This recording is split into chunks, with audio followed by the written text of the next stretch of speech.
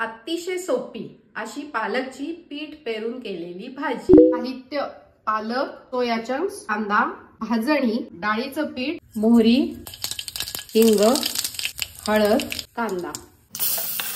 कांदा 2 मिनिटं परतून घ्यायचा आहे। सोया चंक्स हे पण 2 मिनिटं परतून घ्यायचे। पालक लगेचच मीठ घालायचंय म्हणजे पालकचा रंग तसाच हिरवा राहतो। तिखट 1 मिनिटाची वाफ द्यायची।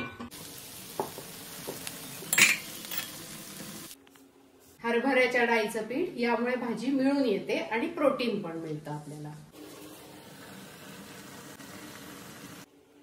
थालीपीठाची भाजणी, याच्यामुळे खमंगपणा येतो।